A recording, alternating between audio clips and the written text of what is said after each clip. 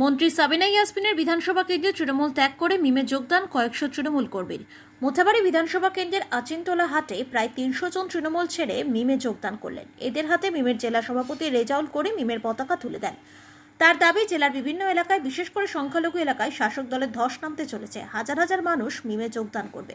মিমকে গুরুত্ব দিতে নারাজ তৃণমূল। জেলা তৃণমূলের মুখপাত্র আশিস কুণ্ডু বলেন, গত বিধানসভা ভোটে বিজেপি জিততে পারেনি। এবার সংখ্যালঘু ভোট কাটার জন্য বিভিন্ন এজেন্সির মতো মিমকে ময়দানে নামিয়েছে। সংখ্যালঘু মানুষরা বুঝে গিয়েছে তৃণমূল করে তাদের আখেরে কোনো লাভ নেই, আর সেই কারণে নতুন দল মিমে এত মানুষ যোগদান করছে, এমনটাই দাবি বিজেপি। মালদা জেলার সভাপতিও বলছেন আবল তাবল, মানে যা তা বলতে শুরু করেছেন। কিন্তু আমাদের অল ইন্ডিয়া মাজলিস ইত্তেহাদুল মুসলিমিনের সৈনিক না কাউকে দেখে ভয় খেয়েছিল না খাবে। ভোট করবে মাথা উঁচু করে। আমাদের ভোট মালদায় খুব ভালোভাবে ভোট হবে 2026-এ, আপনারা সবাই দেখবেন আর সবাই সহযোগিতা। মোথাবাড়ি বিধানসভার বিধায়িকা মিমকে বলেছে এরা বি টিম, ভোট কাটুয়া রূপে কাজ করে, এ নিয়ে কি বলবেন? বি টিম বিষয়ে এর আগে বহু ভাষণে বলেছি এবং চ্যালেঞ্জের সাথেও অনেক জায়গায় বলেছি, আবার চ্যালেঞ্জিংলি বলছি, যদি কোনো দলের মনে হয় এই ভুল অপপ্রচার না চালিয়ে মানুষের মস্তিষ্কে খারাপ প্রভাব না ফেলে যদি বাঘের বাচ্চা হয়, আর ওইটা শব্দটা বলছি না কার বাচ্চা, তাইলে আমাদের সাথে টিভি ডিবেটে বসুক, যে কোনো চ্যানেলের মাধ্যমে বসুক। যদি আমরা সময় না পাচ্ছি তাও ভার্চুয়ালি ল্যাপটপ থেকে কানেক্ট হয়ে যাব। ওদেরকে জবাব মাস লেভেলে, সেন্ট্রাল লেভেলে, স্টেট লেভেলে জবাব দিয়ে দেবো বি টিম কাকে বলে, আর ওদের কাছ থেকেও জবাব নিয়ে নেব বি টিম কাকে বলে। আপনারা এমআইএম কে নিয়ে এখন মোথাবাড়ি 52 বিধানসভায় কেমন প্রভাব দেখতে পাচ্ছেন? প্রভাব তো আপনারা দেখতেই পাচ্ছেন, যারা দূর দূরান্ত থেকে দেখছে তারাও প্রভাব বুঝতে পারছে। মোথাবাড়ির জনগণ ক্ষিপ্ত, উন্নয়নের ঠেলায় ক্লান্ত হয়ে গেছে, যার জন্য পরিবর্তন চাইছে এবং আমরা এই পরিবর্তনের সাথে আছি। এই পরিবর্তনকে আরও উন্নয়নের মাধ্যমে আমরা বুঝিয়ে দিতে চলেছি। ইনশাআল্লাহ তাআলা 2026 আমাদের কামিয়াবির সাল হয়ে দাঁড়াবে। বিগত দিনে মমতা ব্যানার্জি যে গাজলের সভাতে এসে বলে গেলেন যে সুপ্রিম কোর্টে নাকি ওয়াকফ আইন নিয়ে কেস করেছে, সেটা কতটা বাস্তব? আরে স্যালাইন লেগে গেছিল, আপনারা সবাই দেখেছেন, টিভি মিডিয়া চালিয়েছে, সোশ্যাল মিডিয়াতে চলেছে। তার জন্য নাম পড়েছে ওনার এমপির স্যালাইন এমপি, কিছু জনের স্যালাইন এমপি, কারোর লুজ মোশন হয়ে গেল। যখন এনআরসি সিএ পাস হয় তখন 11 জন এমপি কোথায় গেছিল? দেশ ছেড়ে পালিয়ে গেছিল দেশের বাইরে। এসব ভুল বোঝানোর রাজনীতি আর চলবে না। মুসলিমের ইমোশনের নামে খেলা বহু রকম হয়েছে, মুসলমানকে বহু রকমভাবে ভয় দেখানো হয়েছে, ভুল বোঝানো হয়েছে, আর আপনাকে দেখে কেউ ভয় করে না। এবার মোথাবাড়িতে পরিবর্তন নিশ্চিত। সত্যি কি মমতা ব্যানার্জি ওয়াকফ নিয়ে সুপ্রিম কোর্টে কেস করেছেন নাকি মিথ্যা প্রচার করছেন? না, কেস কি করেছে না করেছে আমরা জানি না। যদি কেস করতো তাহলে দেখতেই পেতাম আমরা, যেমন ব্যারিস্টার সাহেবকে দেখতে পাই সুপ্রিম কোর্টে কেস মুভ করার সময়, ঠিক আছে?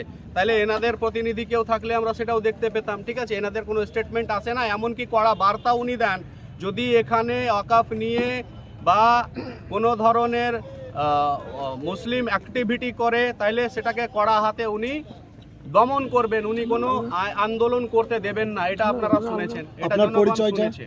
আমি এম হক, অ্যাডভোকেট এম হক, আমি জেলা মিমের একজন সৈনিক, আসাদুদ্দিন ওবেসি সাহেবের সৈনিক, এই এলাকারই ছেলে। এবং মেন মুদ্রা একটা বিষয় আর বলতে চাই, 26-এর ইলেকশন ললিপপের নামে হবে না, লক্ষ্মীর ভাণ্ডারের নামে হবে না, হিন্দু মুসলিমের নামে হবে না। মোথাবাড়িতে 26-এর ইলেকশন হবে কলেজের নামে, স্বাস্থ্য ব্যবস্থার নামে, পরিশ্রুত বিশুদ্ধ জলের নামে, নেশামুক্তির নামে। ওই সমস্ত ললিপপের রাজনীতি এবার মোথাবাড়ি থেকে মোথাবাড়ির জনগণ উৎখাত করবে, বিদায় করবে ইনশাআল্লাহ। টিএমসির পক্ষ থেকে একটা প্রতিবারের মতো এবারও প্রশ্ন এসছে যে আপনারা যেখানেই যান বিজেপিকে সুবিধা করে দেন, তাহলে আপনারা কি মোথাবাড়িতে বিজেপিকে সুবিধা করছেন? এইসব বকছে ওরা, ভুল বকছে। যেমন অতিরিক্ত জ্বর আসলে একটা কাপুনি ঝাঁকুনি দিয়ে মানুষ ভুল বকতে শুরু করে, যেরকম এরা ভুল। এদের আসল কথা, এদের জ্বর 100 ডিগ্রি প্লাস করে গেছে, যার জন্য এরা ভুল ভাল বকছে। এটাকে গোদা গ্রাম্য বাংলা ভাষায় বলে বাখান উঠেছে, এদের বাখান উঠে গেছে, যার জন্য এই ভুলভালগুলো বকছে। এদের কথার কোনো ভিত্তি নেই, এদের ওপরে বিলিভ একদম করবেন না। এটা মোথাবাড়ির জনগণ, এদের থেকে বিশ্বাস উঠে গেছে। আর সেটা আমরা স্পষ্ট বুঝতে পারছি মোথাবাড়ির জনগণ কোন দিকে আছে, কি চাইছে। খুব সুন্দর। বিশেষ করে আমার সম্প্রদায়, আমার এলাকা মোথাবাড়ির আমার জনগণ, তারা আপনারা কোনো বিভ্রান্তির মুখে পড়বেন না। একটা কথা খুব দুঃখের সাথে বলতে হয়, একটা কি বলে ওইটাকে, শের, একটা শের আছে कि जितने दुश्मन हमारे जान के हैं, जितने दुश्मन हमारे जान के हैं उसमें आधा तो खानदान के है। আপনারা আমাদের খানদানের হয়ে, আমার মাটির হয়ে আমাদের দুশ্মন হতে যাবেন না, কারোর প্ররোচনায় পড়বেন না। বিভিন্ন জন বিভিন্ন রকমের কথা বলবে মাইন্ড ওয়াশ করার জন্য। মাথায় রাখবেন, আমি আমার ভাষণে বলে গেছি যে একজন আসাদুদ্দিন ওবেসি সাহেব আছেন বলে আজ আমরা পার্লামেন্ট থেকে সরাসরি লাইভ সম্প্রচারের মাধ্যমে জানতে পারছি মুসলিমের কি অবস্থান, মুসলিমকে কিভাবে শাসন পীড়ন আর ভয় দেখানোর রাজনীতি চলছে, আর কিভাবে হিন্দু মুসলিমের রাজনীতি চলছে। যদি উনি থাকতেন না তাইলে আজ আমরা ওয়াকফ নিয়ে কোনো আপডেট কিছু পেতাম না। ট্রিপল তালাক যে বেআইনিভাবে সেটাকে পাস করা হয়েছে জানতে পারতাম না। সিএএ এনআরসি বিষয়ে আমরা জানতে পারতাম না। মোথাবাড়ির জনগণের কাছে করজোড়ে অনুরোধ, পরিবর্তন নিয়ে আসুন।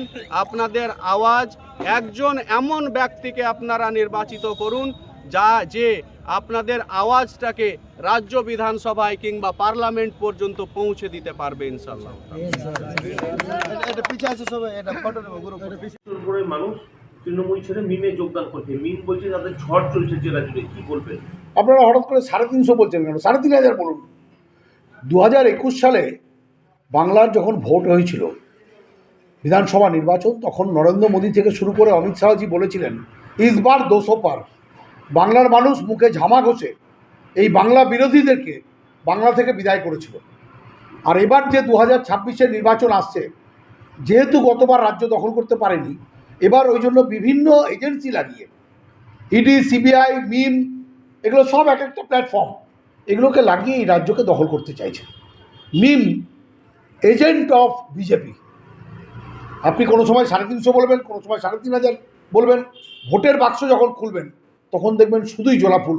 বাংলার মুখ্যমন্ত্রী মমতা বন্দ্যোপাধ্যায় আর আমাদের সেনাপতি অভিষেক বন্দ্যোপাধ্যায়, তাদের নেতৃত্বে সারা বাংলায় জোড়াফুল আবার ফুটবে।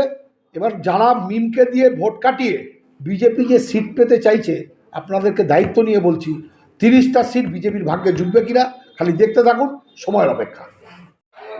গত 34 বছরে ব্রাহ্মণ সরকার এবং গত 14-15 বছর ধরে এই তৃণমূলের সরকার, এরা মুসলিম সম্প্রদায়কে কেবলমাত্র বিভ্রান্ত করেছে ভোটের কারণে। তাদের কোনো প্রকৃত উন্নয়ন কিছু করেনি। স্বাভাবিকভাবে আজকে মুসলিম সম্প্রদায় বুঝতে পেরেছে যে আজকে এই কংগ্রেস, বামফ্রন্ট বা তৃণমূল কংগ্রেসকে তাদের ভোট দিয়ে কোনো লাভ নেই, তাদের ওই দল করে লাভ নেই। তারা নতুন দল মিমে তারা সকলে যোগদান করছে। গতকাল আমরা দেখলাম তৃণমূলের মন্ত্রী, মোথাবাড়ির এমএলএ সাবিনা ইয়াসমিনের গড়ে 300 জন তৃণমূল কর্মী মিমে যোগদান করল। এর থেকে এটা পরিষ্কার যে মুসলিম সম্প্রদায়ের কাছে এই ধারণাটা পরিষ্কার হয়ে গেছে যে এই তৃণমূলকে দিয়ে তাদের কোনো উন্নতি হবে না।